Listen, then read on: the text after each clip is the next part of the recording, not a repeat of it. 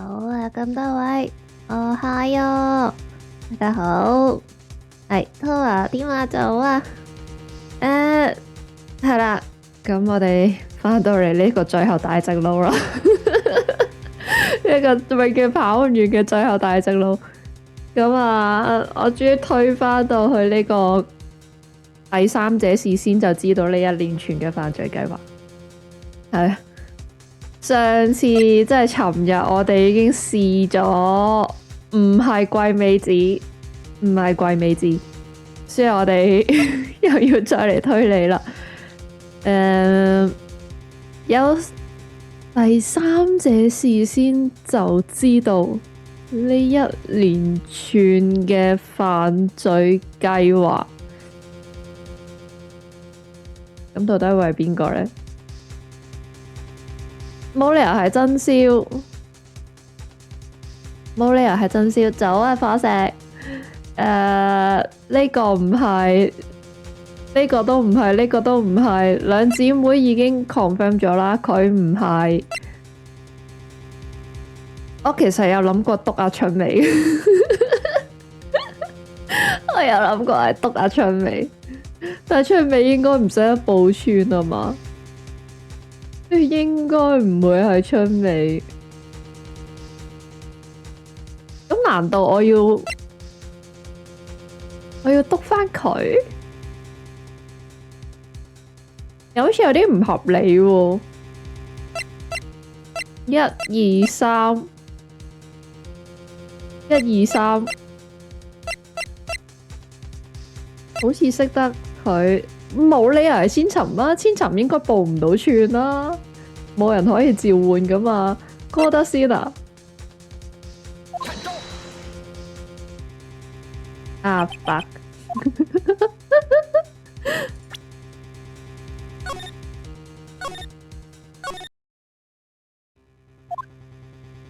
哥德檢察官好似一早就知道呢一連串嘅計劃。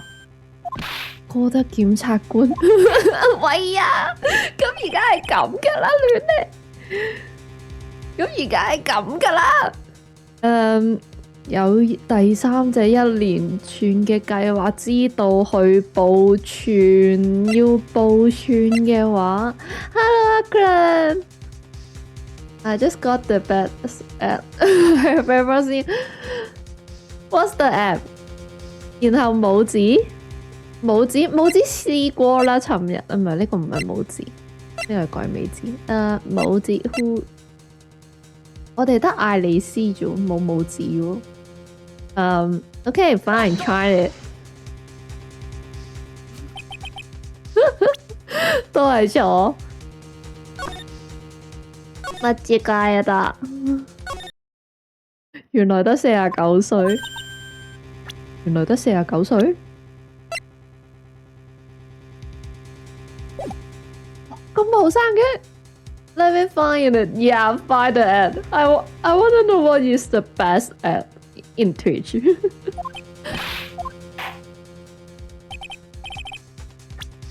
第三者，咁樣除咗春美之外，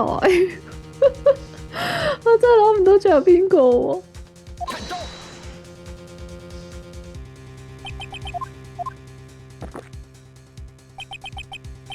唔係春美，唔係春美。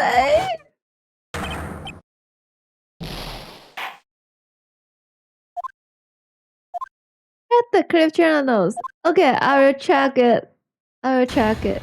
Let me find. 成頭咖啡，冇計，我真係諗唔到。I really don't know. I don't know. I don't understand.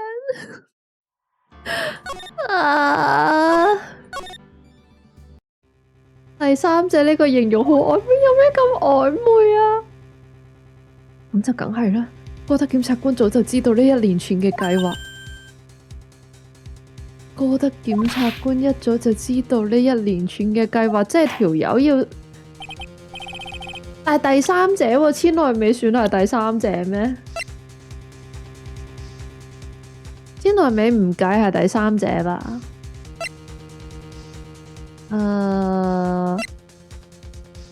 ？But if you say it, I will crack it 。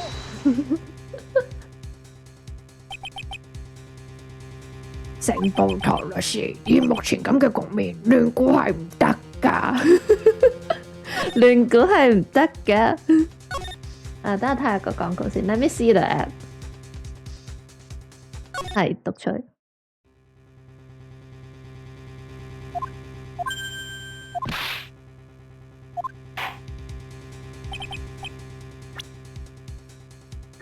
第三者。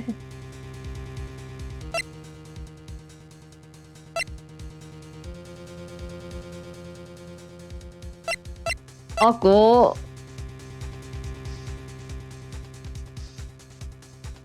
係個主持，我知解啊都唔係個主持。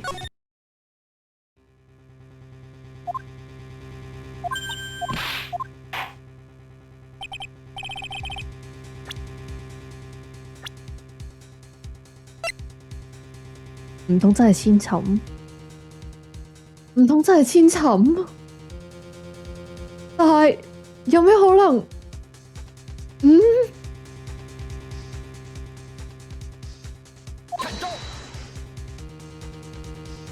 我都好啲都唔係。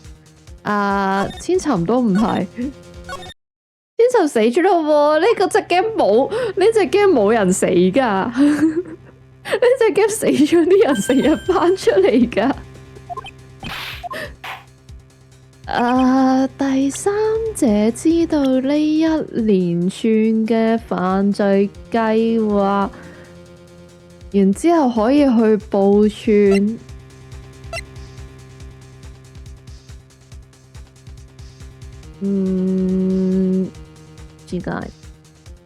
違います。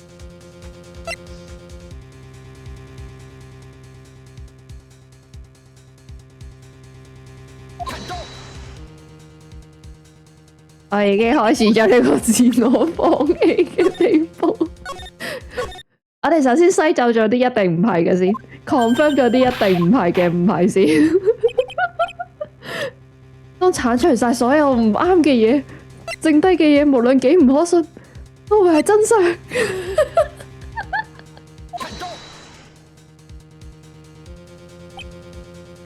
好，呢一頁嘅應該冇啦。咁最後邊個可以報串啊？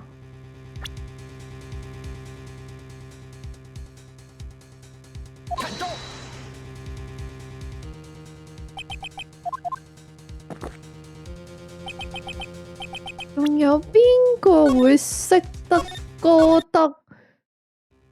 然之後仲可以去報串啊？唔係嘅。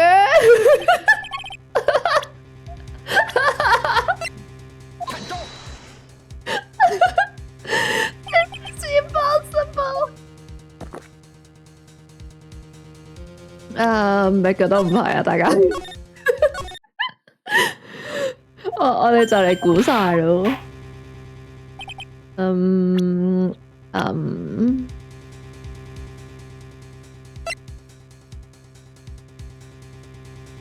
我哋估咗彩牙未啊？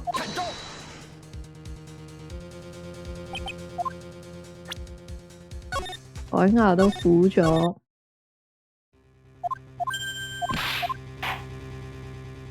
定係指證據？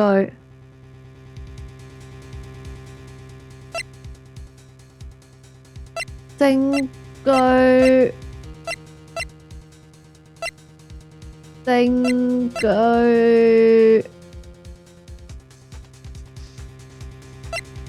證據？呢個啊？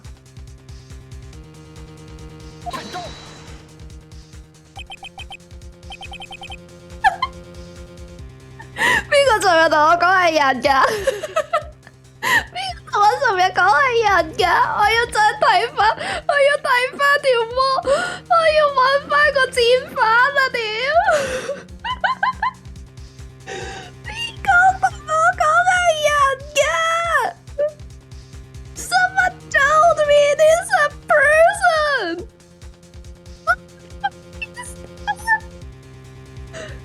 個同我尋日講係人嘅，自己同我行出嚟認咗佢。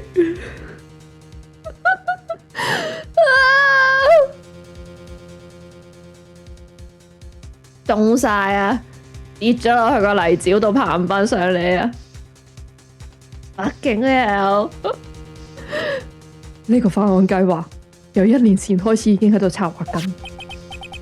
明理貴美子為咗個女製作嘅呢一份計劃書，大概喺玲理家嘅屋企某一個地方收埋咗1年時間左右。而當玲理出未拎到呢份計劃書嘅時候，佢話呢個信封上面有被人開封過嘅痕跡。開封過？冇錯，犯人事先就睇過呢一份計劃書㗎啦，所以嗰日夜晚佢早就知道來源會發生罪案。然後你想話呢一個犯人就係我啊？冇錯。但係你啱啱唔係話計劃書係俾人收埋咗喺玲理屋企嘅某一個地方嘅咩？係啊，我覺得檢察官佢點可能會知道收埋咗喺邊？如果佢真係想知嘅話，其實仲有一個機會。係咩機會啊？就係喺會面室。會面室？玲理貴美子係喺幾時將個計劃書嘅收埋嘅地方話俾春美嘅呢？就係喺監獄嘅會面室。唔係啊，唔係家姐講嘅。It's not honest。如果想知道計劃書收埋咗喺啲咩地方嘅話，只要偷聽佢哋講嘢咪得咯。就啊，貓毛。但係你首先知道佢哋要計劃緊啲乜嘢，然之後你先會走過去偷聽嘅。係咪有啲唔係好合邏輯呢？但係佢24小時都喺度偷聽緊，佢每一次會面都喺度偷聽緊呢？唔對吧？應該冇人咁得閒同咁變態，每一次對話都去偷聽吧？咩話？竟然去偷聽會面緊嘅對話？只有可以自由出入監獄嘅人，先至可以做到呢一件事。檢察官嘅黑暗面，變態，變態。冇錯，譬如就係你，哥德檢察官。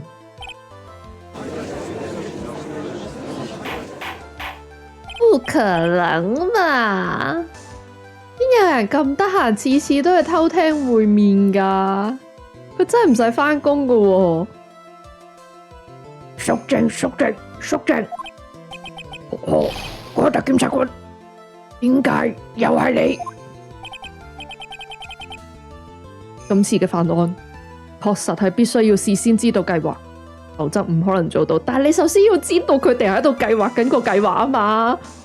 你唔知佢計劃緊啲計劃嘅話，你點可能會走去偷聽佢呢？呢個前提唔啱吧？冇可能發生啊嘛！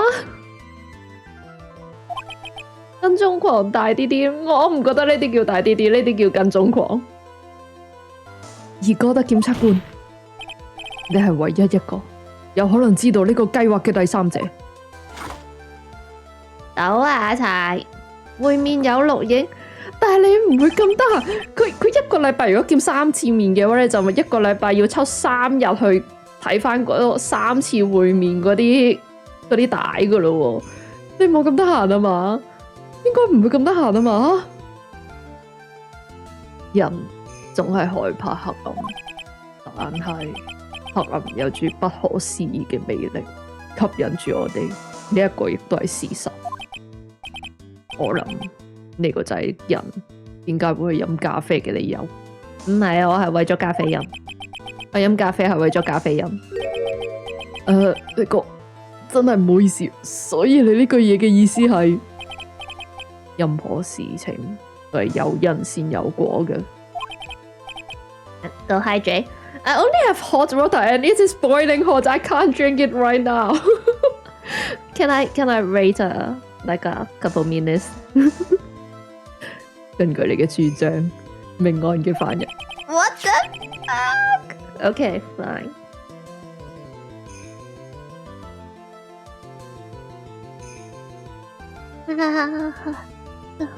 My tongue is firm。佢首先截停咗會面室嘅對話內容，揾出咗犯案嘅計劃書，然後視線再匿埋去來源嗰一邊，最後再奪走埋人命，一切都係為咗要保護你個證人。你講得一啲都冇錯，但係呢個究竟係為咗啲乜嘢？對我嚟講，呢個少女並唔係啲乜嘢特別嘅人物，唔係啊，佢係你前妻個妹嚟㗎，所以仲叫唔叫前妻？佢係你前妻個妹嚟嘅，雖然你哋冇結婚，但係你絕對係有理由要保護佢。我冇理由要花咁大嘅功夫嚟保護佢啊！算唔算係前妻啊？In my heart, she is his ex-wife 。喺我嘅心裏面，佢係。我唔理佢哋現實到底有冇結婚，但我已經將佢哋湊成咗一對。Hey，就算我係個婦女，唔代表我淨係會萌 BL 噶。我正常嘅男女關係我都可以接受噶。OK， 唔好睇我咁嘅樣，我唔係啲乜嘢正義使者。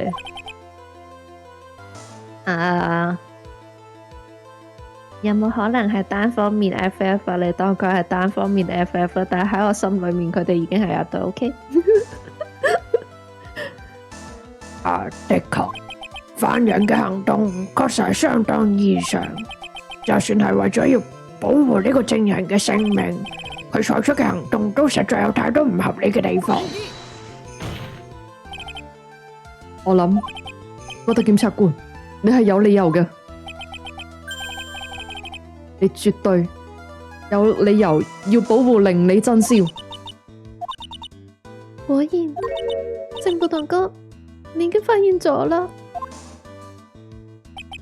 即係真宵都知，真宵都知道佢係邊個。真宵，我諗你而家搏晒命咁樣要保護哥德檢察官，一定就係因為同樣嘅理由啩。天尋死咯！我個妹嚟噶，你出晒力齊咁啲，佢冇出晒力啊！佢係咯，佢唔算屈啊！真宵啊，真宵係知佢個紅色眼罩，所以真宵由一開始已經認得。我已經準備好啦，親不黨，就聽下你點樣講啦。好簡單嘅道理。對你嚟講，玲里真宵並唔係毫無關係嘅人。咩話？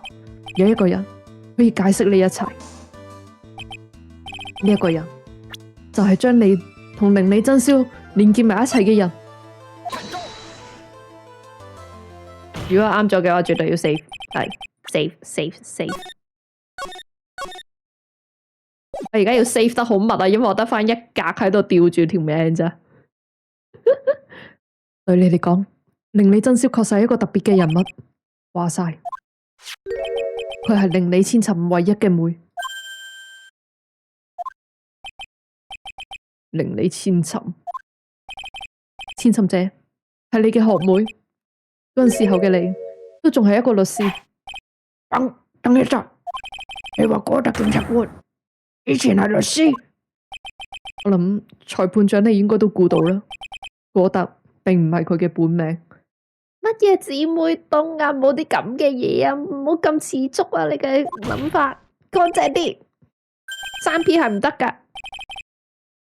你個名係神乃木莊龍係嘛？我有冇講錯啊？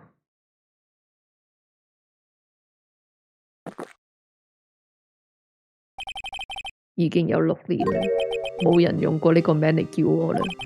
姊妹百合咁嘅話，應該會係大個咗嘅春美同真宵。你好難千尋姐百合噶喎，大佬佢又要召喚佢出嚟，又要同佢百合，係咪有啲難度呢？人格分裂噶咯，就嚟變到神乃木莊龍，好似喺邊度聽過。一切都係由嗰一場審理開始嘅。從逃獄嘅犯人美並田美沙服毒自殺嗰一場審理，第一次出庭嘅令李千尋內心受到極大嘅創傷。某個女性所犯下嘅重大惡行，千尋者即使去到最後都冇辦法成功揭發。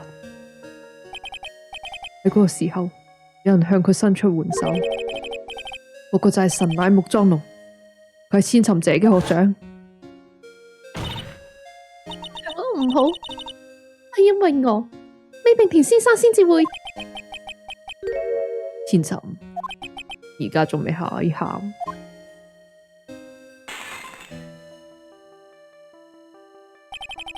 男人只有喺結束呢一切嘅時候，先至可以喊嘅。千尋係女人嚟嘅，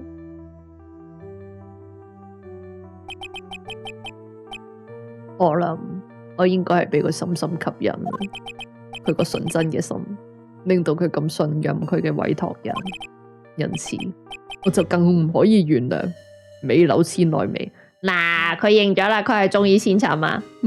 呢個就係傳說中嘅第17杯咖啡，佢冇飲完，佢碾爆咗嗰杯咖啡。我同千尋喺嗰單綁架案重新調查咗一次，於是就喺嗰一日，我揾咗美柳千奈美出嚟。審理結束後半年，我同佢約埋喺法院嘅咖啡廳度。我諗起啦，你就係6年前喺法院俾人落毒嘅。我完全冇預料到會發生呢啲咁嘅事。美柳千奈美居然喺我嘅咖啡裏面落毒。有一部分嘅新聞報道話呢個係一單兇殺案，嗰時能提供俾媒體嘅資訊受到非常多嘅限制。但係你冇因為咁樣而冇咗條命啊！可愛嘅女仔係會呃人，唔淨係可愛嘅靚女係會呃人。覺得中招，覺得太自信，你知唔知覺得衰乜嘢？佢最衰就係太有自信。官方嘅資料裏面就冇寫到呢個係一單兇殺案，我只不過係陷入咗沉睡啫。有冇諗過係17杯太多唔係人獨居？咁嘅話，佢應該唔會陷入沉睡，佢應該會好精神。沉睡，我就係瞓咗一段好長嘅時間。個女人落嘅毒破壞咗我嘅中樞神經，我因此冇咗視力，連頭髮嘅顏色亦都冇辦法恢復。檢察官先生，我可以恢復返意識，據講已經係一個奇蹟嚟。由我俾人落毒之後，已經過咗5年嘅光陰。某一日朝頭早，我就喺醫生沖嘅咖啡香氣裏面醒返。唔止一夜㗎，5年啦，5年白髮啦，OK。五年，你整整瞓睡咗5年啊！等住我嘅係一個無比絕望嘅消息。但你老婆死咗，其實真係唔關我事噶，可唔可以唔好賴我啊？令李千尋已經死咗，醒返嚟嘅嗰瞬間，我發現我失去咗一切。覺得俾人睇 JJ 睇咗5年，邊個睇啊？乜嘢睇 JJ 睇咗5年啊？啊？你邊個睇佢啊？黐線，唔會噶喎！呢啲唔係插晒尿袋、插晒口咁樣，唔需要睇佢噶，換個袋噶啫嘛，大佬唔係咁嘅咩？為愛而恨，咁都唔關我事嘅，又唔係我殺佢。我最愛嘅女人俾人殺害，而我恨嘅女人亦都已經俾人判處咗死刑。恨嘅女人就係熱情咁樣為我送上咖啡嘅美柳千奈美。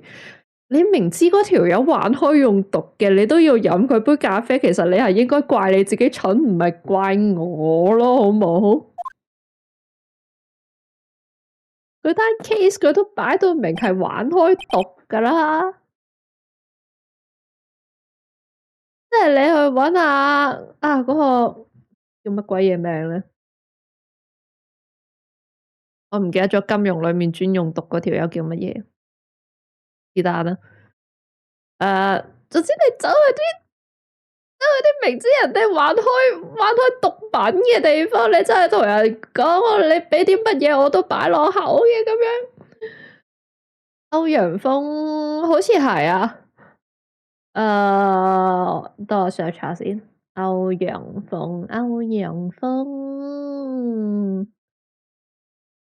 我唔係天下五絕啊，係啊，西毒啊，冇錯，歐陽鋒啊，西毒歐陽鋒，即係你明知你對住嗰個係歐陽鋒嚟嘅，女版嘅歐陽鋒嚟嘅，你走去同人講，你俾啲乜嘢我都會擺落口嘅，咁你抵死啦係嘛？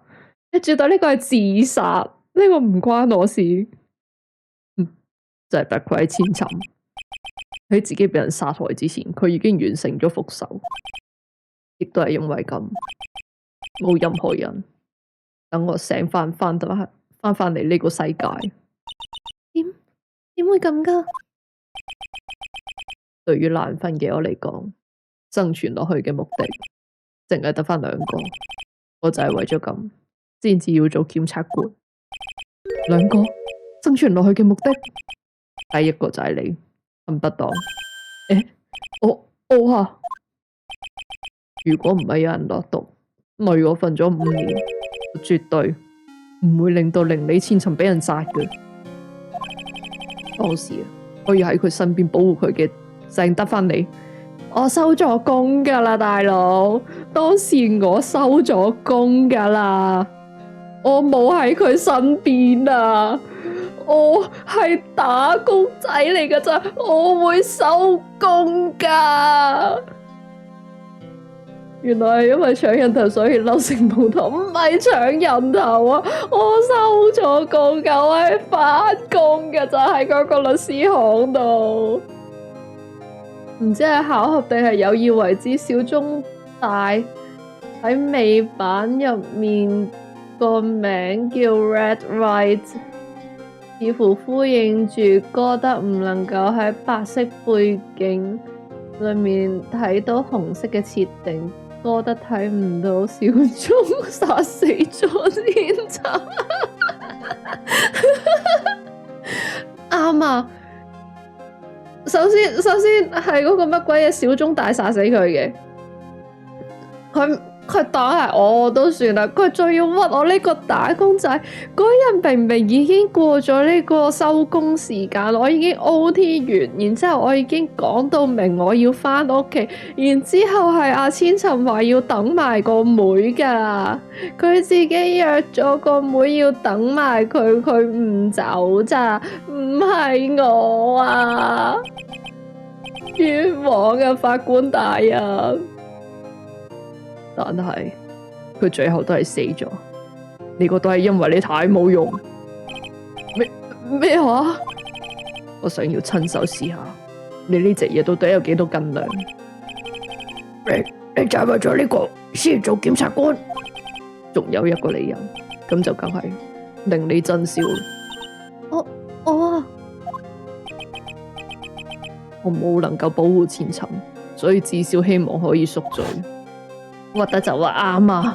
我而家完全俾人哋老屈到好慘啊！1年前喺蒼陽之村嘅案件破案嘅時候，我早就預料到令李貴未知佢會圖謀不軌，因此我打算要阻止佢，唔理佢嘅計劃到底係啲乜嘢。為咗達到呢個目的，檢察官嘅立場就非常方便，所以你就偷聽咗佢同春美會面嘅時候嘅對話內容啊！我知道計劃執行嘅時刻已經逐漸接近啦。喺得知到計劃書所在嘅地方之後，我就事先做咗安排。我打算破壞佢哋嘅計劃，只要可以阻止到呢件事，咁樣個少女就唔會俾人利用嚟執行呢個計劃。的確，如果春美早就知道呢個計劃嘅目的係暗殺真宵嘅話，咁春美一定唔會協助佢嘅。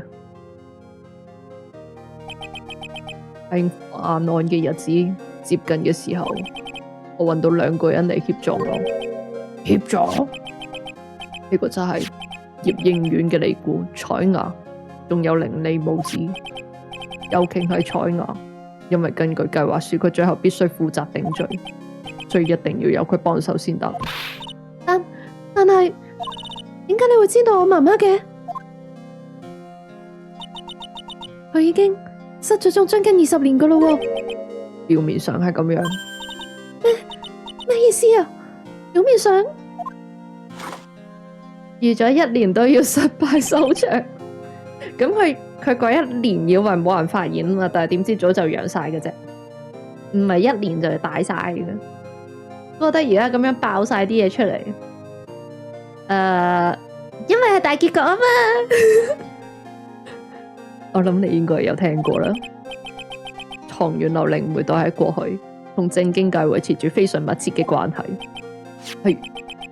係啊，比基利阿姨都講過，藏遠流嘅當家係有非常大嘅權力噶。雖然權威失序，呢個覺得嚟噶，係話哥德預咗1年都要喐手殺人。有冇諗過佢純粹睇佢唔順眼，或者佢純粹係其實內心係一個殺人狂？雖然權威失序，但係靈媒嘅靈力係真嘅，所以警察一直都喺度關注緊伶俐母子嘅行動。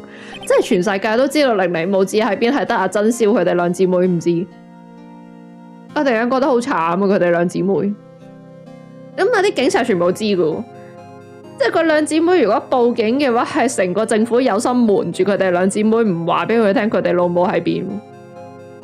當然我唔知佢哋有冇報到啦，但係應該有。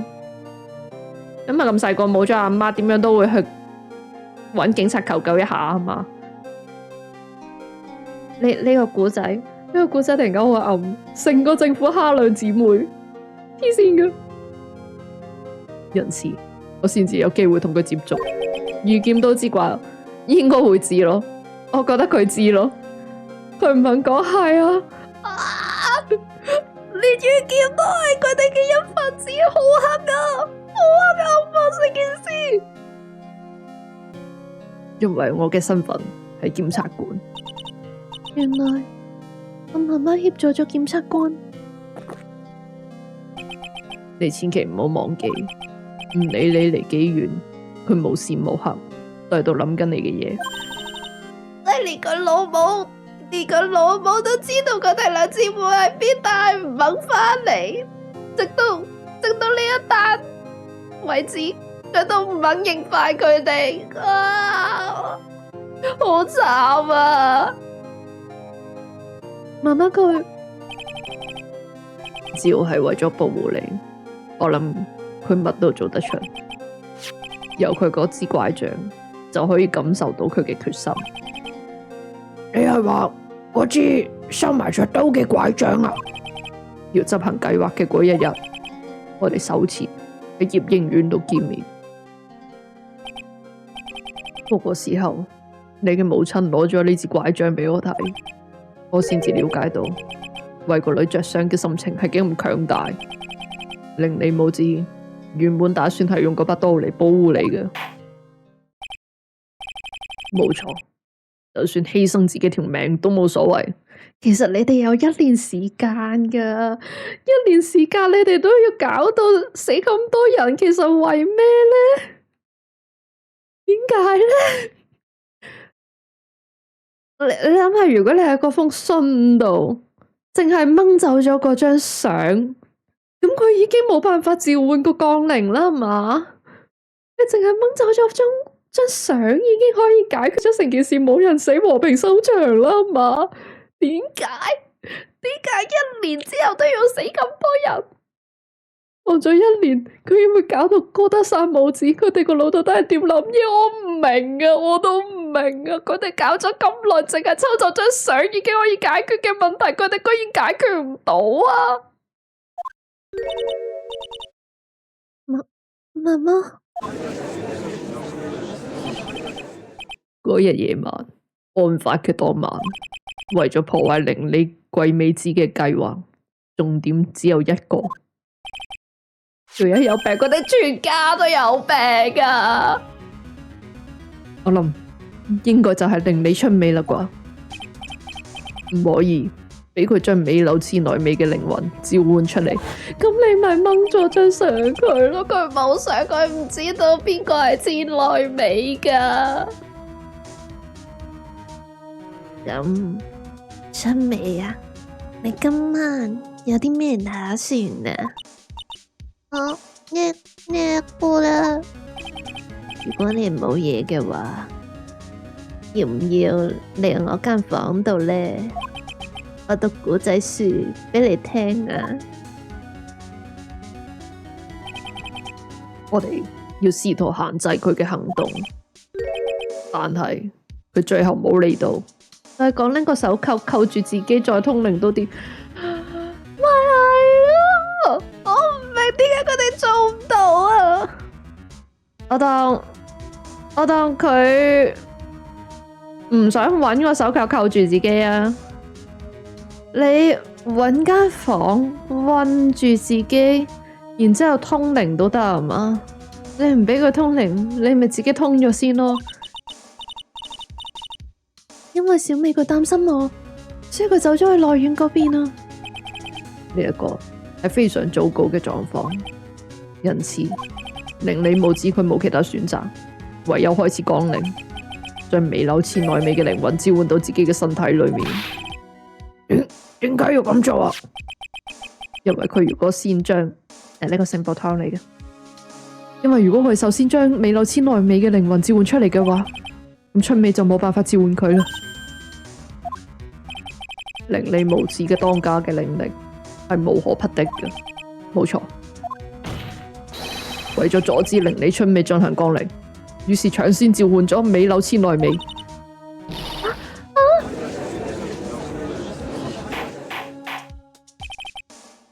點會有啲咁嘅事㗎？我無論如何都想要保護你，所以當時我就潛伏咗喺內院度。咁嘅話，如果有啲乜嘢萬一，我都仲可以阻止美柳千奈美。我覺得檢察官，好啦，我願意承認嘅就係得咁多，陳不當。你確實係一個優秀嘅律師，但係亦都不過係咁啫。呢單案發生嘅前因後果已經好明朗啦，目前未解決嘅問題只有一個，咁就係究竟係邊個殺咗被害人？有嫌疑嘅淨係得兩個人，一個就係令李真宵小姐，我嘅直覺話俾我聽，我就你要死苦。另一個就係哥德檢察官。多得講呢句，真係人唔笑，狗都吠，勁吠。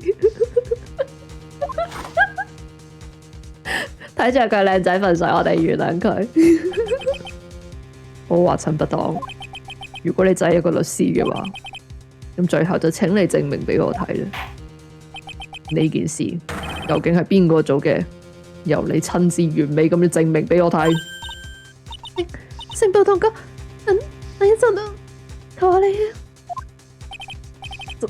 真宵，姐姐佢啱啱先至喺醫務室入面，將所有嘢都話晒俾我聽，所以我先至想保護檢察官先生噶啫。我真係冇辦法做出呢一種證述啊，因為佢係個為咗家姐，為咗我不惜犧牲一切嘅人啊！我知道，我梗係知道啦。聖報堂哥，但係無論點都唔可以因為咁樣就忽視佢犯下嘅罪噶嘛。我都仲係要請你證實真宵。天尋你個八婆想點？天尋天尋應該係想阿真宵自己用落下個腦，用下真宵呢個平時淨係識得食嘢嘅腦。令李真宵小姐，咁就麻煩你啦。呢一個會係最後嘅證實，想隱瞞都冇用嘅啦，我一定會揾出嚟，由你嘅證述入面揾到真相。知啦。我諗咁樣做先係最正確嘅，係咪啊，成步堂哥？咁犯案嘅瞬間，喺你失去意識嘅嗰一瞬間，究竟發生咗啲咩事？唔該，證實俾我哋知啦。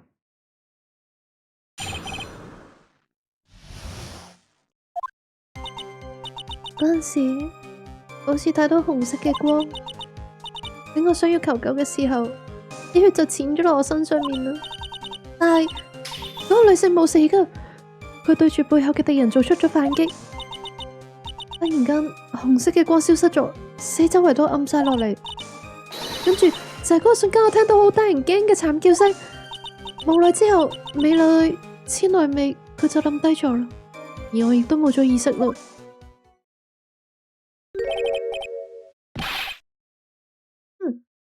紅光，你冇記得好清楚啊？係啊，好似有見到嘅，但又即刻見唔到啦。真係遺憾啊，親不黨。睇嚟你都係冇辦法證明究竟係邊個刺殺咗令你母子啊！我諗今次真少講嘅一定係事實，剩低嘅就係我嘅工作啦。咁辯護人，請針對呢個證人進行最後嘅詢問啊！呢條大直路，我哋到底今日要跑幾耐先跑得完啊？我哋已經過咗半個鐘。你喺黑暗入面見到光係咪啊？我諗應該唔會睇錯噶啦。我覺得我應該有見到嘅，但係我嘅記憶都仲係有啲模糊，我都唔肯定嗰個到底係咪哥德檢察官嘅面具。睇嚟佢今次並冇刻意要去袒護咁樣啊。但係喺個之後，你對住個光求助喎，咁咪就係因為你認為嗰個光係哥德檢察官嘅關係呢？或者啩，我覺得嗰陣時的而且確係咁諗，但係我都唔好諗到出嚟啊，因為嗰陣時我嘅前面有佢喺度。當時嘅真宵係處於俾人追殺緊嘅狀況，喺呢啲咁嘅狀態下，要佢明確咁樣講明當時嘅情形，的而且確係有啲強人所難啦。咁就請你繼續證實啦。你見到紅光之後點樣啊？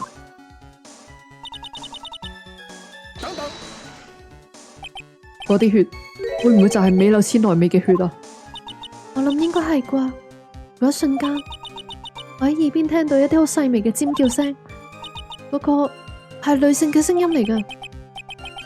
可能就係嗰一瞬間，犯人用空氣喺背脊度拮咗落去。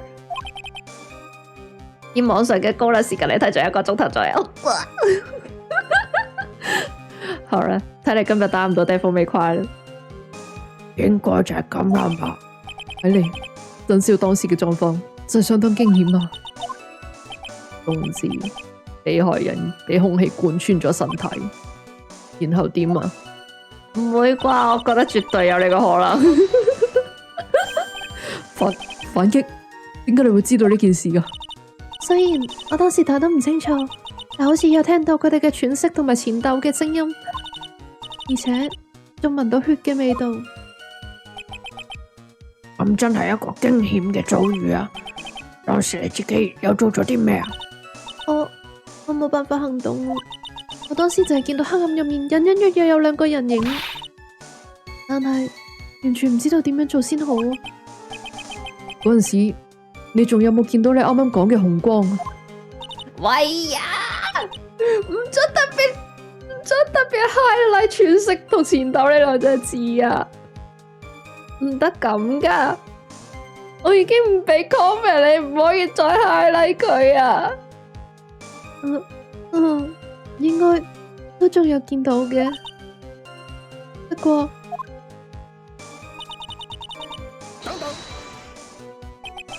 消失咗。突然間就唔見咗啦。咁到底係點樣一回事呢？假設紅光就係哥德檢察官嘅面具，喺打鬥嘅過程入面，個光消失咗。係咪嗰個面具突然間壞咗呢？或者係個面具俾人打甩咗。如果唔係，就係冇電啩。玩到出，哎呀！你哋班人好變態啊！乜嘢玩到出血啊？你哋好污糟啊！你哋唔好整污糟埋我啊！而家你哋上次仲好意思話我幫太污糟，明明係你哋污糟到搞到我都污糟埋，唔關我事啊！冤枉啊！明明就係你哋污染我嘅。唔定紅色嘅燈膽突然間壞咗都話唔係噶嘛。總之嗰陣時一定係發生咗啲咩事情。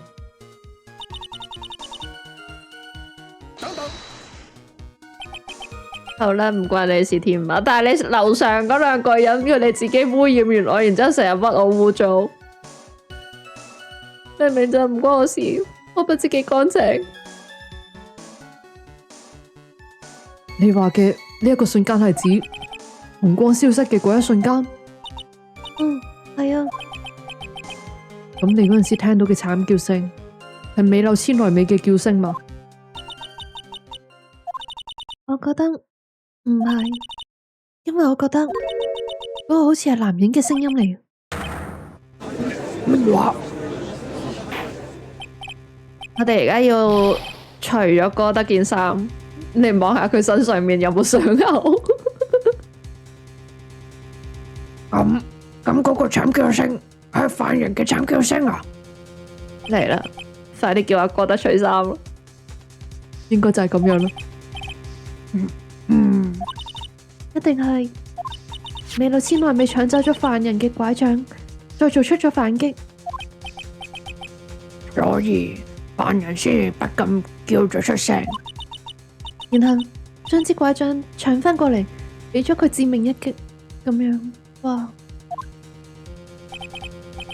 你認為呢辯護人咁嘅說明應該冇咩問題啊嘛？啱啱嘅說明聽起上嚟好似都幾合理。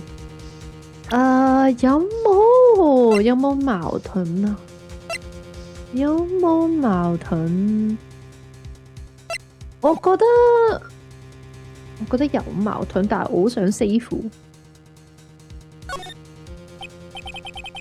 我諗事情應該同你哋推論嘅一樣。晒，我嘅推理通常都幾準啊嘛。咁就請你繼續進行證述啦。犯人同被害人發生咗激烈嘅打鬥，然後點啊？係嚟個存檔先。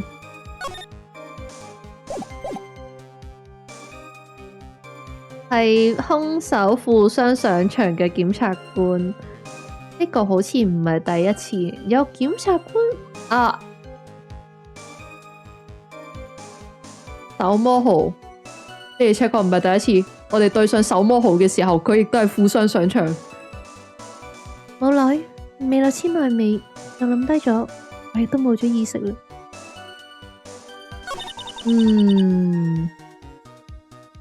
我既然而家 save 咗，我應該可以追問多次。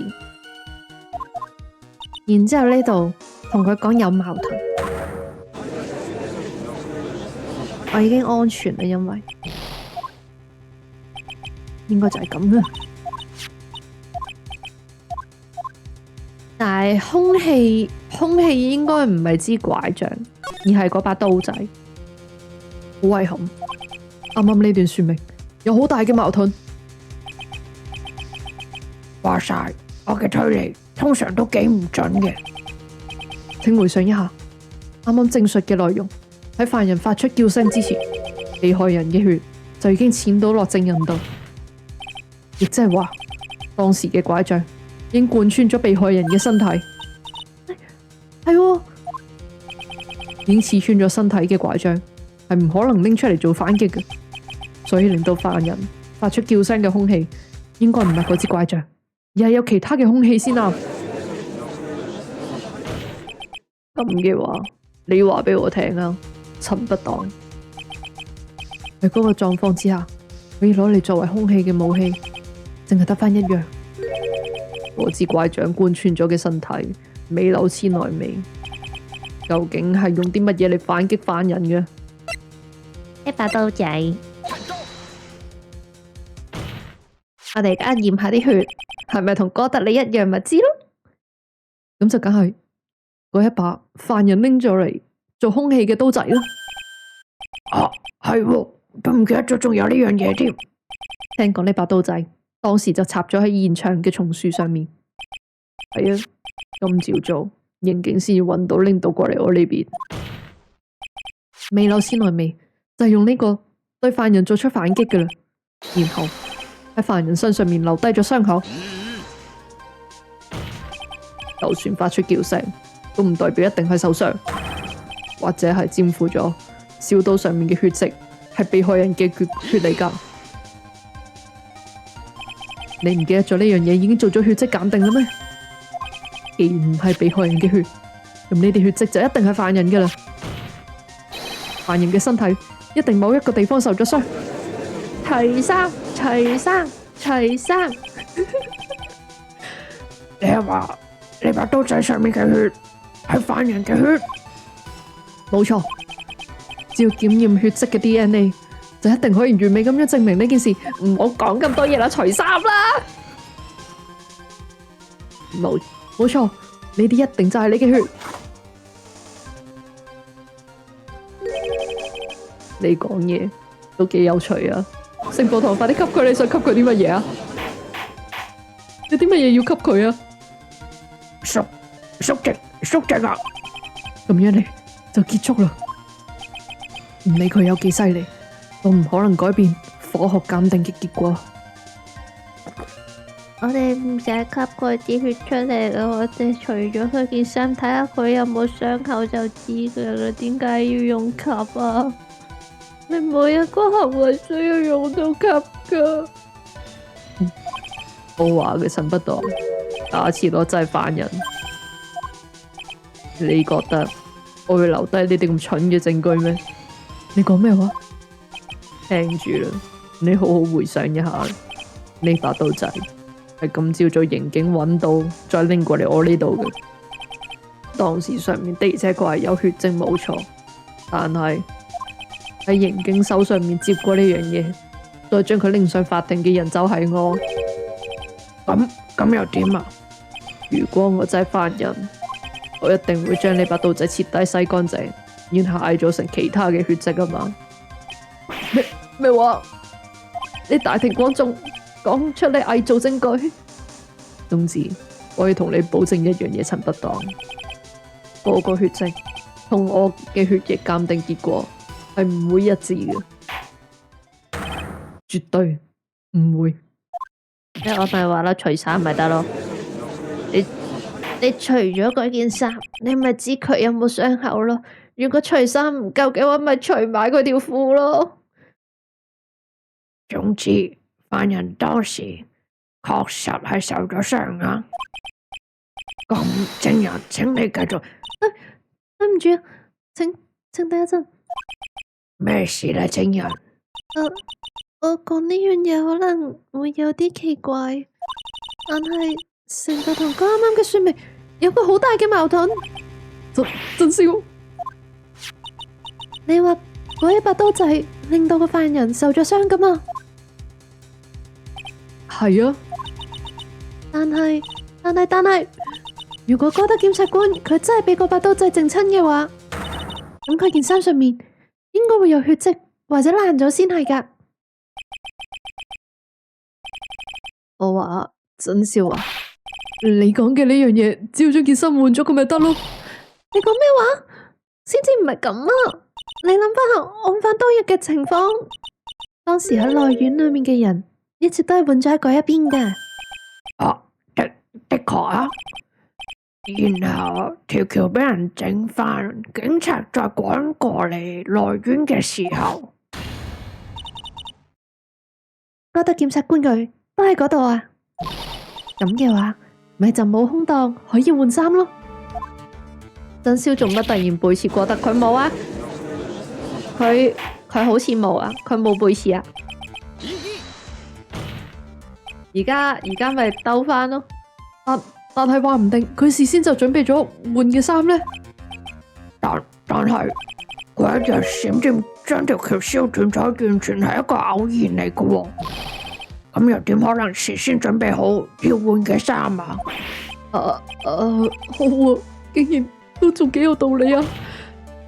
咁話唔埋喺犯案嘅時候，犯人將件衫除咗落嚟，落緊雪嘅情況下將件衫除咗落嚟，你唔凍死都病死啦係嘛？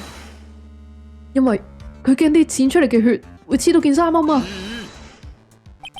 咁係唔可能嘅，陳不當。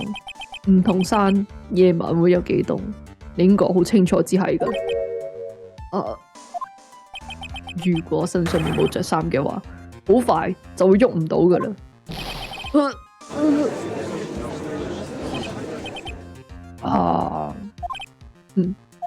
我就話你只係呢一種程度嘅律師。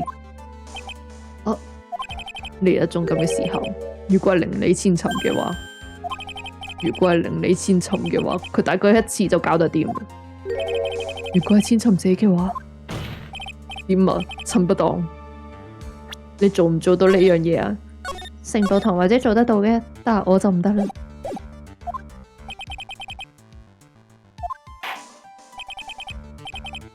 點啊？辯護人，你而家正要舉發哥特檢察官為本案嘅犯人，你係咪有辦法證明呢件事啊？案員淨係允許你提出一項證物，又要提出嘢啦。喺呢啲嘅時候要華麗咁逆轉，你講我俾人逆轉啦。係咪可以證明呢個唔係我應該諗嘅問題？係必須要做出證明。我只有呢一個選擇。呢個就係我喺千尋者嗰邊學翻嚟嘅律師嘅鐵則。檢察官殺人太無敵，我都講，佢哋又可以偽造證據。我可以證明。你證明啲乜嘢啊？我就如你所願，順利呢一程，將你華麗咁樣引導上路啦。你仲計啦，陳不當。既然你真係提出一項證物，咁萬一你搞錯咗，就係要接受懲罰噶咯。我係咪我都係得返一家血噶啦？你懲唔懲罰我都係死噶啦。你喺度對我施加緊壓力啊！哥特檢察官，冇所謂，反正只要我一提出證物，反正我要提出嘅證物淨係得一樣，你唔可能做到呢樣嘢。呢一種咁嘅時候，我應該點做呢？唔仲使講嘅，咁就梗係將個思路逆轉噶啦。你想逆轉啲乜嘢？咁辯護人，唔該你話俾我哋聽。喺啱啱嘅訊問裏面，舉證咗一樣嘢，咁就係犯人當時受咗傷，刀仔上面嘅血跡就係證據。但係嗰個傷口係冇辦法掩飾嘅喎。如果俾刀仔弄傷嘅話，咁一定會喺衣服上面留低痕跡㗎。只有一個地方，犯人可以巧妙咁樣將佢嘅傷口隱藏起嚟。佢副眼鏡，所以消失咗啲紅光。攻守逆轉係嘛？你想話？你暗示緊俾我聽，你攻守逆轉係嘛？唔係除佢衫啊，除佢眼罩。咩話？將個傷口收埋佢。而家係最後嘅關鍵時刻啦，我要逆轉思路，唔好去諗三度冇留低痕跡嘅理由，而係要去諗犯人隱藏傷口嘅方法。係時候結束啦，陳不當，快啲講嚟聽下。你咁心急做咩啫？做咩咁心急想我脫離喎？犯人係點樣隱藏傷口？你講啊！你講。咦，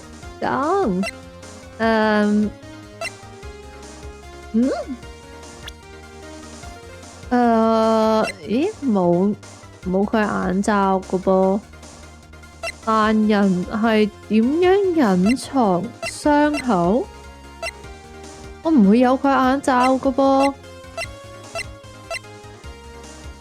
因為嗰陣時有啲乜嘢隱藏傷口？隱藏傷口啊！冇得舉證佢眼罩噶噃，咁我唔通舉咗個人嚟啦？除我個罩我都想噶，佢唔俾我除啊！你估我唔想除咗佢個罩啊？直接指佢個頭，我都諗緊。太彩啦，反正我哋 save 咗。我係冇見到你掉咗啲乜嘢過嚟，但係我諗都唔值得一睇。好似你呢種嘢嘅辯護能力係唔可能超越佢嘅。你話係唔係啊？陳不當，啱唔啱？嗰個係你等等啊！我好似冇知知，我冇知知。咁點可能噶？唔通話你嘅精神一直都同嗰隻嘢喺度，俾人哋 NTR 咁嘅樣，佢搞到好似你至今仍然隱藏住嗰個傷口。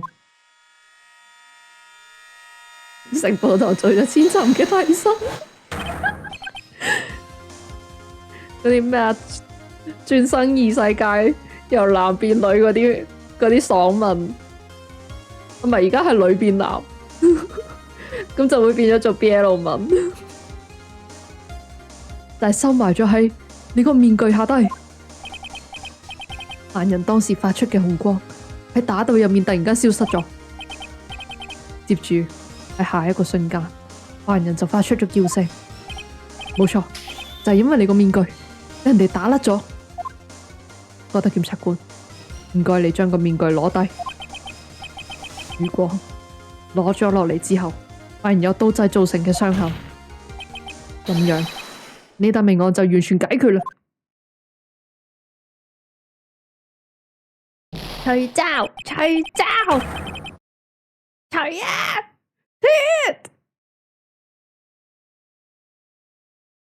快啲同我除！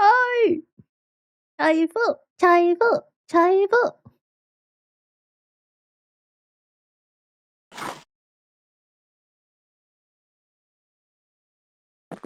咁你而家係咩意思？啱啱喺你身上面見到咗佢嘅影子。我啊，一直都睇你唔順眼。喺6年前，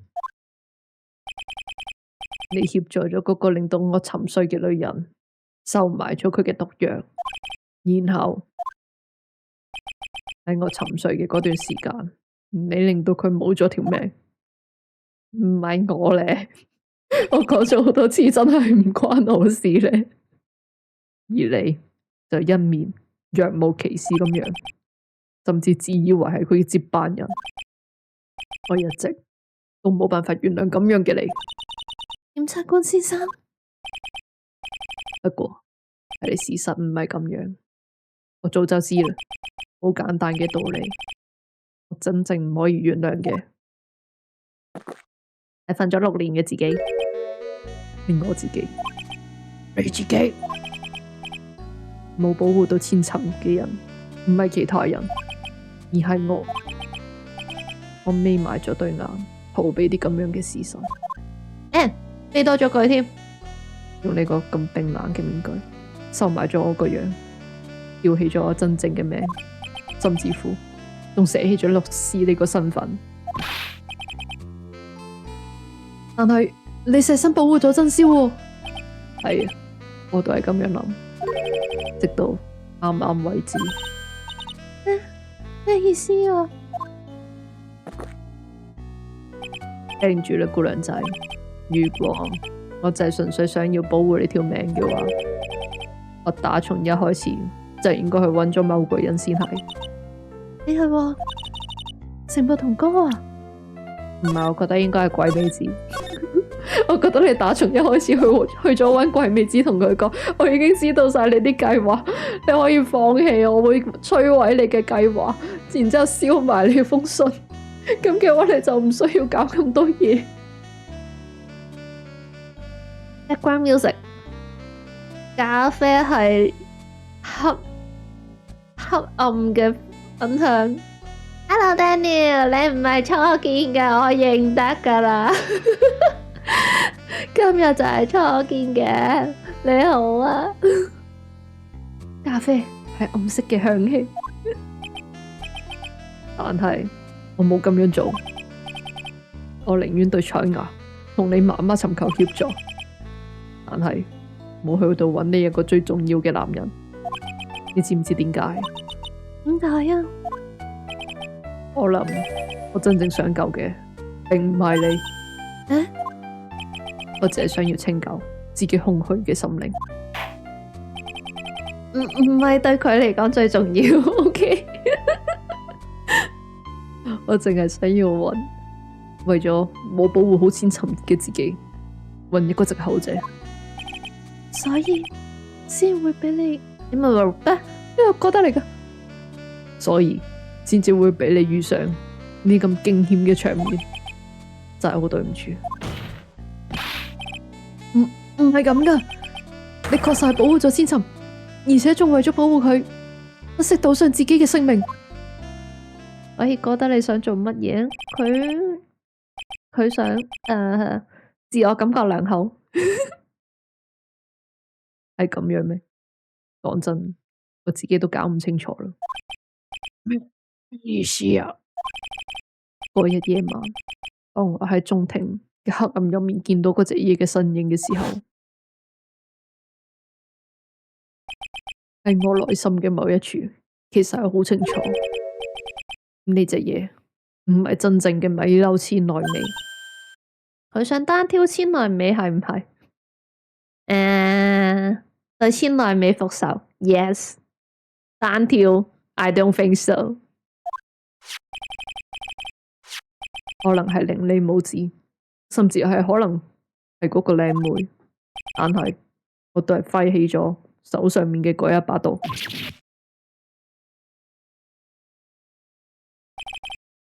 嗰一個瞬間，我嘅心入面究竟喺度諗緊啲乜嘢？我真係想保護令你真消咩？定係話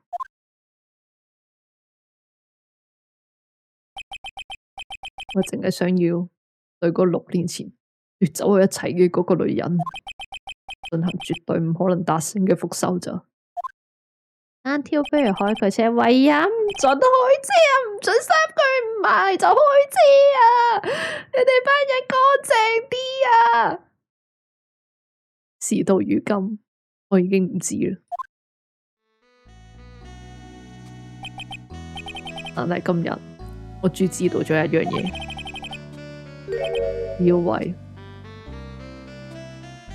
要為事嘅唔係你，而係我。不過喺度追逐緊永遠冇辦法達成嘅幻想，呢個就係戰勝你呢一樣嘢。我哋比較緊㗎，你令到我見清到現實。你冇逃避，勇敢面對咗千尋嘅死亡。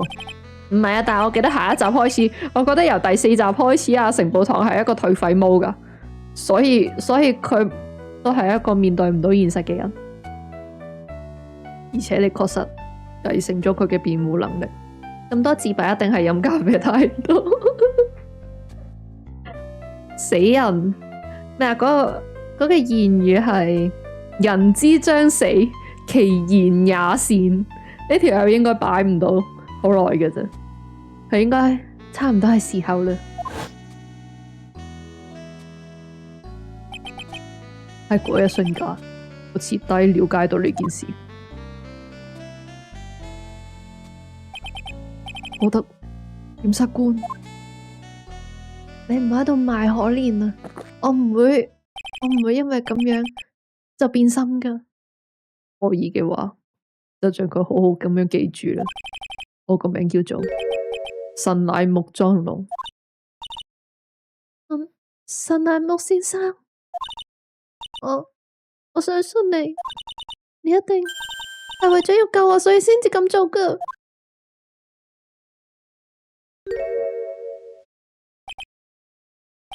多謝你。你個傷口流血咯。你唔記得咗啦？喺我嘅世界入面，係冇紅色嘅呢一種概念嘅。呢啲一定係我嘅眼淚。我仲以為佢會講呢啲一定係佢啲咖啡。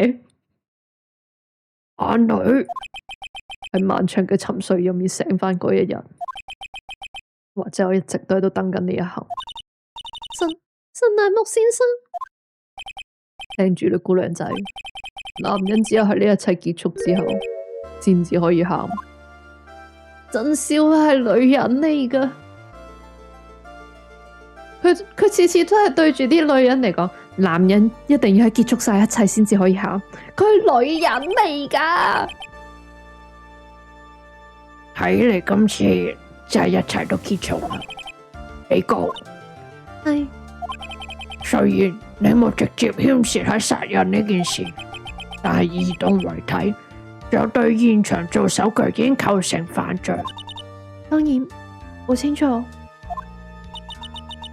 神乃木先生佢事先都已經同我講過噶啦，我早就做好咗咁樣嘅覺悟。好，咁喺下達判決之前，你有冇其他嘢想講啊？係咪有嘢要同成步堂講？咁有件事我想同成步堂先生講噶，我有一件事必須要同你道歉。同我道歉？咁就梗係6年前嗰件事啦。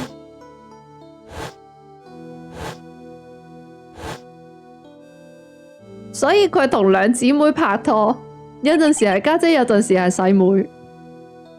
我諗翻起啦，我記得係你俾交往緊嘅女朋友落毒謀殺，係咪啊？所以唔係好正確，不過大致上係咁樣啦。其實就算過咗6年，我都係冇辦法相信你真摯會懂，佢竟然會對我做啲咁嘅嘢。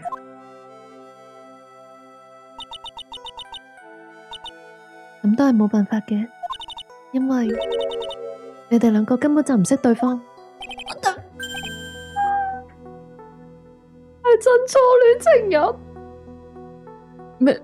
咩意思啊？你同家姐其實就係見過2次面啫。又見過2次面？家姐同你第一次見面喺命運嘅嗰一日，亦即係法院入面俾神乃木律師落毒嘅時候，而你哋第2次見面喺半年之後，亦即係家姐為咗要謀殺你，偷咗感冒藥，殺害吞田谷三先生嘅嗰一日。唔係，你點可能㗎？喺嗰半年裏面，我哋一直喺埋一齊。你嘅初戀情人就喺你面前啦，仲講半年。喺嗰半年入面，你一直以為係美柳千奈美嘅嗰個人，其實唔係家姐。佢唔係美柳千奈美。成步堂都係算把女朋友都演出啱啊！但係對唔住啊，小龍。唔通啊？冇錯啊，我一直呃咗你長達半年嘅時間。點解你哋兩個人要做埋呢啲調轉大家嘅事啊？嗰一日，嗰個樽仔俾成步堂先生攞走咗之後，家姐無論點樣都想盡快將佢攞返返嚟。不過由於有警察嘅監視同偵訊，導致家姐有一陣冇辦法自由行動，所以先由你嚟。家姐佢一開始就做好咗最壞嘅打算噶啦。最壞嘅打算？最差嘅情況就係因為某啲理由，你或者會知道真相，所以你對佢嚟講係一個危險人物嚟㗎。就係因為咁樣，所以先至想揾一日殺咗我，係咪啊？我真唔希望家姐佢繼續加重自己嘅罪孽，所以我先至搏晒老命咁樣拜託佢，請佢再等下。然後你就出現咗喺我眼前，為咗代替佢拎翻條頸鏈翻去。但係我最後都係冇成功，只不過係將條頸鏈拎翻嚟嘅呢啲咁嘅小事。過咗半年我都係做唔到，之後家姐佢終於等唔到啦。嗰一日嘅計劃，佢冇事先嚟揾我商量，呢啲咁嘅事情都係頭一次發生㗎咋。的確，都真係幾奇怪。其他嘅犯案計劃，佢都有事先話俾你聽，唯獨係嗰一次冇。我諗家姐佢大概發現咗我都係中意你。我一早少少起身就已經拎到手。咁或者佢哋唔係一齊住咧？要佢一齊住先至可以早少少起身就拎到手噶嘛？到底發現咗啲咩事啊？佢發現咗我嘅感情。如果我早就知道佢要打算殺死你嘅話，我一定會不擇手段去阻止佢嘅。就算會因為咁樣造成我或者家姐冇咗條命。蔡雅小姐，同你喺埋一齊嗰半年入面，我嘅感情漸漸有咗變化。請我講一句話。係。如果你同當初我想象嘅一模一樣嘅話，即使未來千內美俾人判決有罪之後，我依然相信呢件事。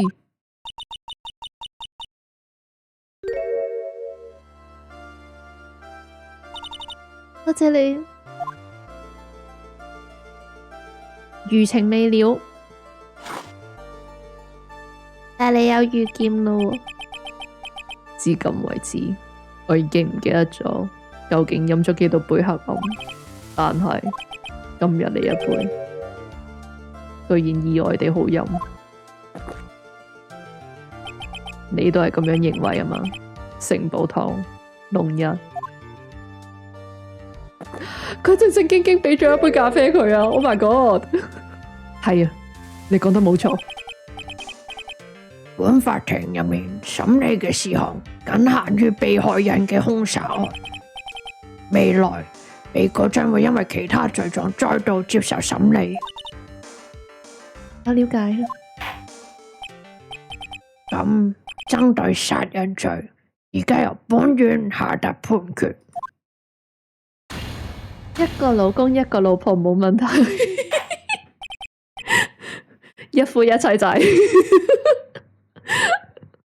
一個人嘅一夫一妻制，我哋同時有一個老公同一個老婆，啱啱好一夫一妻咯。啊，你又啱喎，係咪同一杯？唔係啊，一人一杯啊。就佢終於講啱咗佢個名，因為佢終於承認咗佢，承認咗城堡堂龍一嘅存在。咁本日就此閉庭。我哋嘅最後大直路終於跑完啦！同日下晝4:51，地方法院被告第一休息室，一切都終於結束啦。我咁樣做真係正確嘅。嗰個人拼命咁樣保護真宵，而我就唔知點解覺得應該會有啲彩蛋式嘅選項，試乎一下先。梗係啦，你咁樣做係正確嘅。千尋姐真係不愧係為城堡堂啊！今日嘅辯護真係好好。但係我冇拯救到神乃木先生，佢係咁掛住千尋姐你，但係我唔係，你搞錯咗啦，城堡堂。你嘅行為拯救咗神乃木先生，只有呢一個方法先至可以拯救佢嘅啫。你係話嗰個判決啊？我諗總有一日你會明嘅。總之，我希望你記得一件事，你今日身為一名律師，交出咗最正嘅成績單。我已經冇乜嘢可以教你啦。千尋姐，你完成咗我一直以嚟做唔到嘅嘢，我想同你多謝，真係好多謝你。千尋姐，我哋搵日再見啦，城堡頭。搵日再見。呢度啲死人永遠都死唔透噶，佢哋永遠都可以翻上嚟，得閒同你講兩句噶。發生咗咁多嘢，每次遇到難題，我都忍唔住苦心自問，究竟乜嘢先至係真正嘅辯護？今日嘅判決，或者就係其中一個答案。神乃木要被狠狠地大破先會得到救贖。點解你覺得？我覺得你個大破有啲意有所指，唔係一個正常嘅大破，唔係論破嗰隻大破，而係有其他嘅地方俾人大破。城堡堂哥，真笑，果然家姐佢講得好準啊！你話千尋姐？嗰日夜晚，我喺修煉堂同家姐商量件事嘅時候，家姐喺筆記上面寫咗呢句說話：城堡堂佢一定可以拯救大家嘅，係咁樣講。但係，哎呀，你嘅面色做咩咁沉噶？我同家姐仲有彩霞小姐，我哋都好多謝城堡堂哥嘅。真笑，點解你可以咁開朗嘅？你遇到咁得人驚嘅事，仲冇埋阿媽？我都什麼名？你都仲係太亂啦！城堡堂龍日做得好，城堡堂夜劍檢察官，你係幾時返嚟噶？我啱啱好想講遇見嗰個紅手搭樣，嗰啲係乜嘢嬌妻樣嚟噶？救命！哎喲，真招佢仲未知道呢件事。遇劍同埋守墓檢察官，佢哋兩個人夾埋嚟幫咗我。突然間變咗好人，收咗3張好人卡，唔緊要，收佢哋嘅好人卡一啲問題都冇，只要唔好收遇劍嘅好人卡就得。幫咗城堡堂哥你第一日嘅審理，如果唔係有佢哋兩個人嘅話，我諗就真係走投無路啦。停我打下字。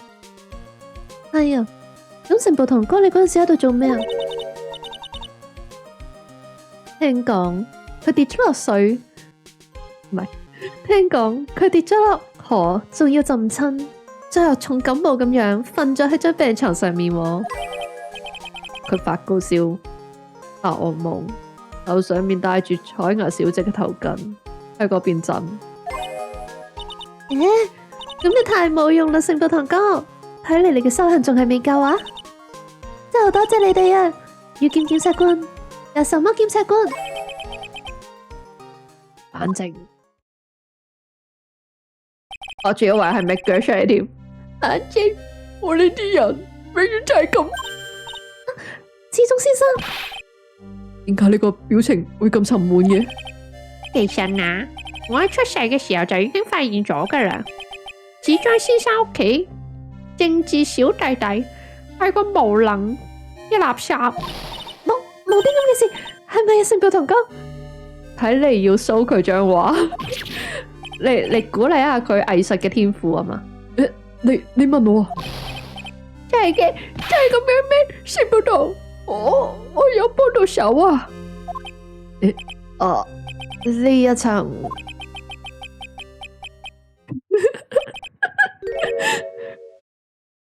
我都係死咗個算啦。唔係啊，我覺得就係嗰個你幫我畫嘅肖像畫真係畫得幾似噶，係咪啊？遇劍，你問我啊？真係嘅遇劍。你講嗰樣嘢話唔似，都唔係咁似嘅。真係嘅，真係咁樣噶，小明。我啲咁嘅蠟筆，點可能有辦法表現到我嘅靚樣呢？不過你嘅努力都算係值得嘉許嘅。咁小明，你上次同我約好嘅，就當真噶啦喎。你上次話要做我嘅新作小編，唔係小明邊邊大冒險。我記得約咗冇約，佢自己 FF， 佢 FF 咗係咁叫人哋要做佢嘅小明邊邊大冒險嘅女主角。我冇記錯，好似係你個名。你唔好得寸進尺啊！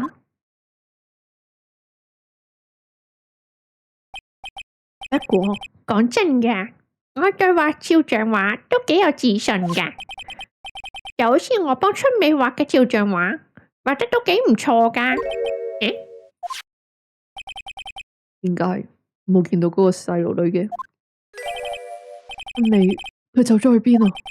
平時嘅話，佢會第一個走過嚟揾真宵噶，應該就係佢噶咯。我去揾一下啦。小美，小美，星寶堂，你似乎覺得好困惑喎。點解真宵佢仲可以咁開朗？係啊，講真，我都有啲冇辦法理解。係啦，仇魔命佢都冇咗爸爸噶。我覺得我可以理解到佢嘅感受。我突然間發現城堡堂周邊嘅人全部都唔係冇老豆就係冇老母，除咗佢之外，周邊嗰啲人都係冇緊一件。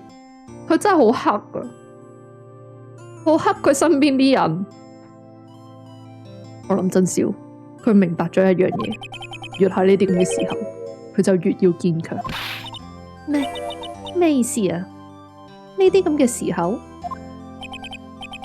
喺嗰次事件入面，受傷嘅唔係淨係得真宵，有俾佢受到傷，走得咁深嘅人，佢一定就係為咗嗰個人，先會吞下淚水，表現出堅強嘅樣。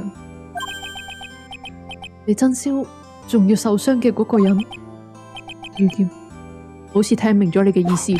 我都城堡堂龍一，你快啲講啊！咁啊，嗰個應該係春美，令你真宵佢咁堅強，究竟係為咗邊個？應該係為咗春美吧，只可以係春美吧。令你春美，春美佢好搏晒老命，想要跟個指示信行動，因為佢相信佢媽媽令你怪美子，一切都係為咗令你家着想。佢對呢句說話深信不疑，諗到咁樣做可以幫到真宵，就令到佢好開心，因為佢真係好中意真宵。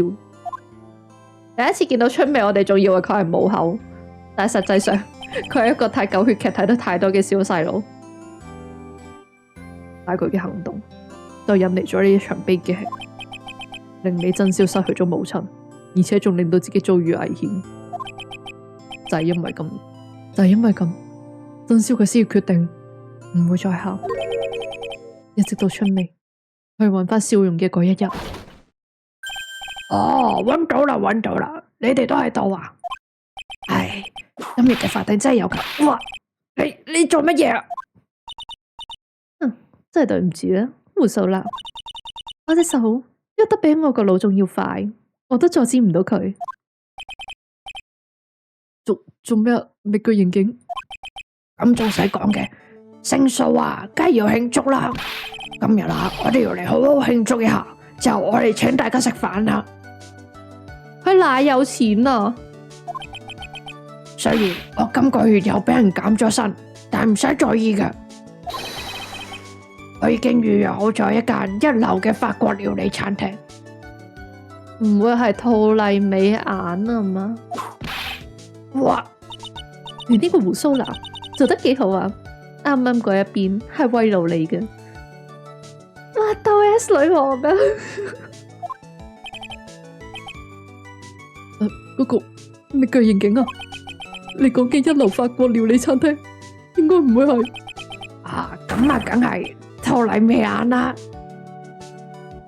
有陣時真係為咗自己嘅聰明才智，覺得有啲失望。令你出味嘅萌點，無女通靈高額頭，環形邊不對稱髮髻，唔對稱嘅咩？和服天才蘿莉，天然萌天然黑表妹，有天然黑咩？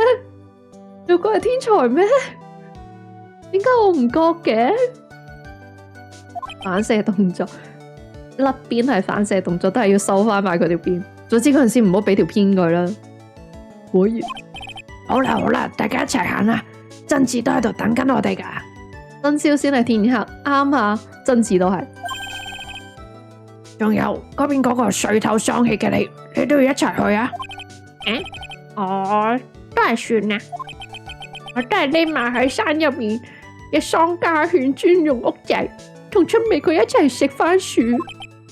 係啦，真宵點解咁慢嘅？佢仲未揾到春味啊？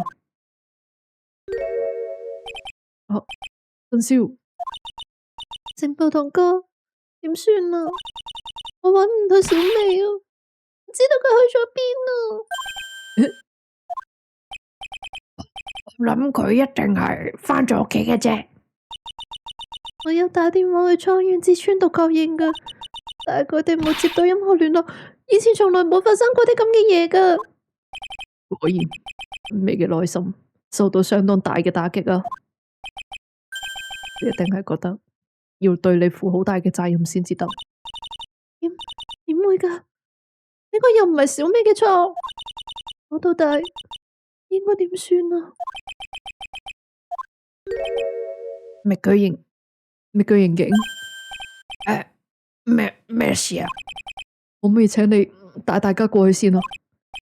但係咁你呢？啊啦啦啲，我同真宵要去接春味。聖步堂哥，你放心啦，咩巨型警。雖然可能會晏啲，但我哋一定會到場嘅。話晒今晚係慶功宴啊嘛。但係嗰個你哇，好啦，聖步堂龍日，咁我哋就過去先啦。等你嚟啊，聖步堂。好，但係又唔知道小美佢去咗邊。行啦，真宵。我大概諗到有個春味可能會去嘅地方，我諗唔到喎。不過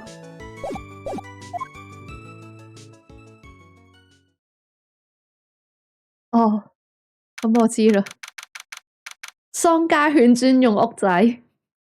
同日某時刻，葉英園山門。葉英園，我諗呢度對春味嚟講係一個好難忘嘅地方，因為呢一切都係呢度開始嘅。哎呀，做咩啊？你咁快又返嚟啦？你嘅留意，我本來仲打算今日要同嗰個細路講，兩個人一齊食咖喱噶。小美佢果然喺呢邊啊！佢係少年堂，快啲入去揾佢啦。係。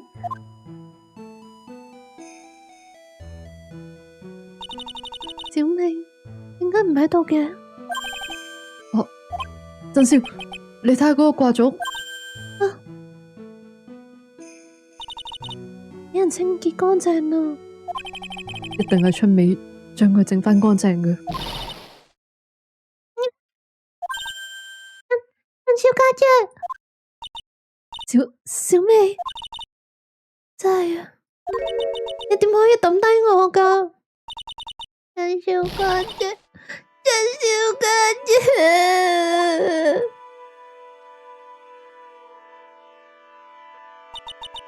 其實我已經落定咗佢心，嗰日同那個見面噶啦。點樣整翻乾淨？唔好問我，我都唔知咖喱整呢啲咁難清理嘅嘢，佢仲要喺張紙上面整翻乾淨，我哋應該要佩服一下春味。因為係我兩隻小家姐嚟冇咗媽媽噶，所以你先至嚟到呢度啊？我想啊，至少係你做幫真小家姐你祈禱。唔使咁噶，小美，因為小美呢個唔係你嘅錯嚟噶。雖然媽媽唔喺度，而且佢好令人難過，但係唔知點解咧，我而家都幾幸福噶。唔該，真小家姐，你唔好再講大話啦。唔係咁噶，我講嘅係真噶，因為我而家企喺度嘅呢一個位，都係因為有大家幫手嘅關係啫嘛。佢做我上位，做咗真當家啦，終於。真宵都冇咗老母咁耐唔插嘴。咁你真係知佢死咗同你唔知佢係生係死，應該會有咁上下分別嘅。你都唔可以話唔插嘴嘅，有少少咁多分別啦。阿姐、媽媽、神乃木先生、陳博堂哥，有小美，只有少緊一個人，我可能而家就已經冇咗條命噶啦。所以啊，我先覺得自己更加要堅強，因為我條命係大家幫我救返嚟噶，所以可以做嘅亦都只有咁樣啦。真小家姐，真係不愧為母子大人個女啊！比基尼阿姨，你嘅媽媽母子大人都係個堅強嘅人。嗰日夜晚，母子大人同阿姨我係咁講噶，我令到床遠流承受污名，所以我冇資格見我個女。唔理幾時，我都會咁關心佢嘅，直到我死咗為止，都絕對唔會離開身。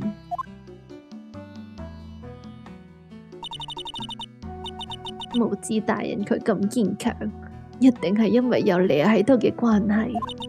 我諗佢到最後嘅最後，一定冇任何嘅後悔噶。至死為止，絕不離身啊嘛。我記得放假有一條咁樣嘅規則，至死為止，不可離身，必須要保護到最後。你一個係當家嘅護婦，我諗對母子女士嚟講，佢想要保護嘅嘢，並唔係呢一種咁嘅護符，而係裝喺裏面嘅嘢。呢個係想啊！媽媽佢又啱釘咗先叫到上嚟傾偈，反正釘咗都好得閒同你傾下偈一樣。啱啊！佢哋班人死咗先至最多嘢講噶嘛，未死反而見唔到。千尋咁樣咯，未死就忙住做嘢，佢哋只有死咗之後，先會得閒同人傾下偈。生物為咗保護自己而戰，呢個係天經地義理所當然嘅事。但係正因為我哋係人，所以我哋會為咗其他人而戰。我哋係咪可以為咗其他人，令到自己更加堅強？呢個就係身為人嘅價值。而律師就係不斷接受呢一種考驗嘅戰士。哦，佢都打爛過個壺噶，個壺原來碎過幾次噶咯。即使係戰鬥之後，呢一種梟旗一度俾人切斷，但係我哋絕對會復活嘅，唔理接受幾多次考驗。千尋姐、真宵、春美、神乃木先生，仲有真宵嘅媽媽，教識咗呢樣嘢嘅。堅強嘅公子大人好慘，公子大人俾人打爛咗好多次。好啦，我哋應該行啦，大家都喺度等緊我哋。今日係將呢一切全部了結嘅紀念日嚟啊，應該要好好慶祝一下㗎。我一個，你就去啦，反正修行呢啲咁嘅嘢，幾時都可以做噶嘛。係。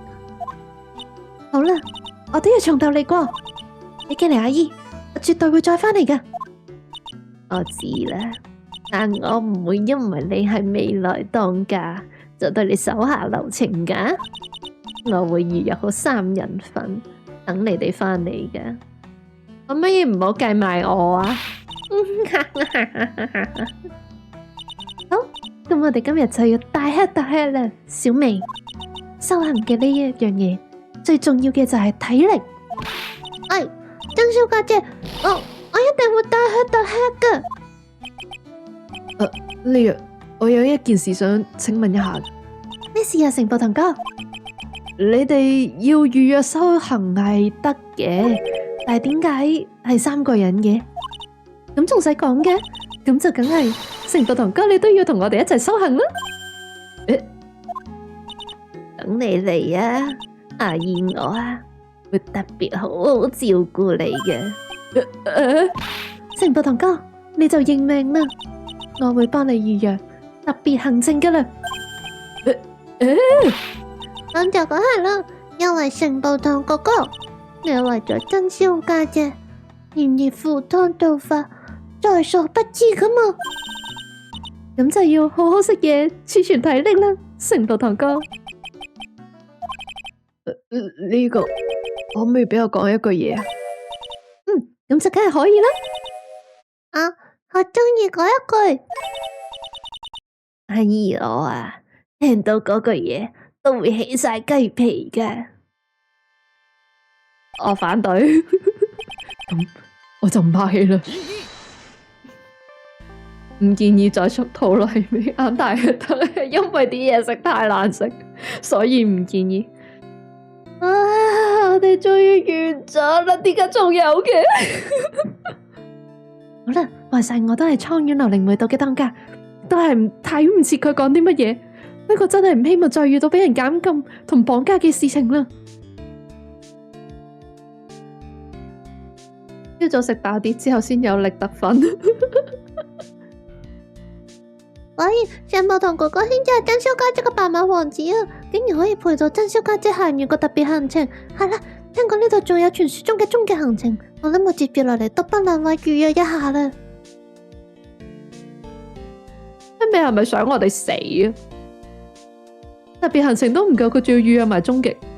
真自佢送俾我呢件外套，我覺得自己好似後生咗10歲啊！你一世都唔會再長落嚟噶啦。但係總係覺得唔係咁適合學長你，我都係覺得刑警都係要污糟糟會好啲。放心啦，為咗愛，男人係唔怕污糟嘅。只要佢哋2個行埋咗啦。真笑，都仲係以為拘留所。今次又承受成步堂先生你嘅關照啦，託大家嘅福，蒼遠之村嘅被捕展順利舉行，而且什麼檢察官特登翻咗嚟睇，佢仲教埋我點樣用鞭添啊！下次我都要用俾成步堂先生睇下。點解個個都諗住鞭我嘅？我唔係鬥 M 嚟嘅喎，點解個個都諗住 S 我嘅？我哋開咗間公司，叫做乖道顧問公司。壞人喺城市裏面展開大作戰，我睇唔知啦。呢個係我哋嘅招牌台詞。不過其實要將個犯罪計劃賣俾客人，我真係唔得，呢個真係有啲快，睇唔切。好似第一次有片尾，唔係次次都有，次次都有呢個我肯定。對上2集都有，因為龍哥幫我擊退咗副角，所以我想要多謝佢，我借咗佢5000萬，同我啲茶具一齊借俾佢。個茶係我特調嘅，裏面仲放咗，我諗佢而家一定飲咗嗰杯茶，原來一定。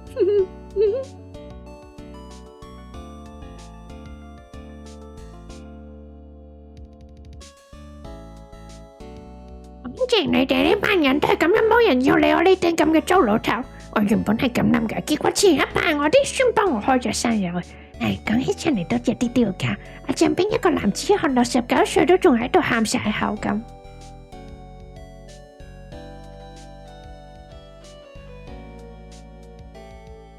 今日呢度都充滿咗各式各樣，因為高光寬真係睇唔清，我真係睇唔切。聽到佢個名嘅一瞬間，但係姐姐嘅回路就好似俾閃電打到一樣，有啲電流流過。哦，但係嗰個咁宅男嘅樣，嗰個好似完完全全 IT 狗嘅樣。哎呀，就喺呢度等寵人佢翻嚟啦。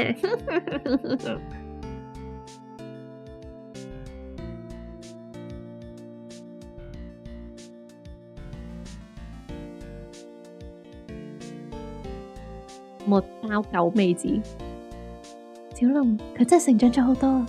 前幾日大家一齊嚟睇我真係好開心。然後一直望住小龍有啲望我，結果嗰個細路女就升咗小龍好幾個巴掌，打到佢流晒鼻血啦。出面好多人驚，出面幾個巴掌可以打到我哋流鼻血。勁煲唐龍一配音孟慶龍，御劍零時禁播。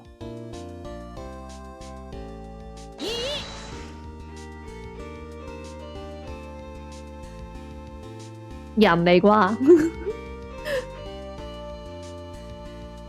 配音員個名，台版配音員個名，同一個人嚟㗎。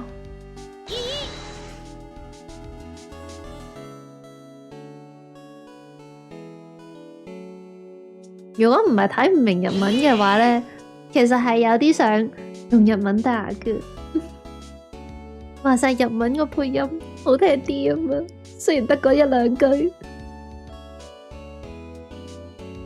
哇！大嬸啊！沈某旅行翻嚟，仲有原本同我同事個年青人啊，唔知做咩辭咗職。講話時話個監控失亂賴晒龍咁樣，係2號對嘢講啊，我完全睇唔切啊，我放棄啦，飲多2啖水先。搞唔掂。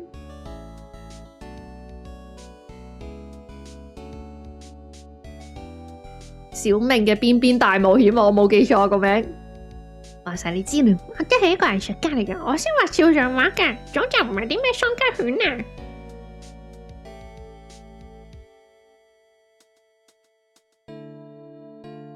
三上真司，但係主導嗰條友啦。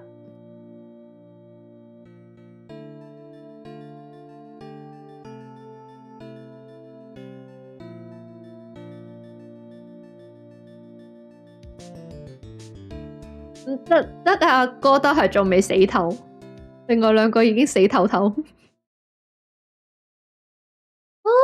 最後核突，最完啦！啊，我哋可以完結呢個逆轉系列一段時間啦。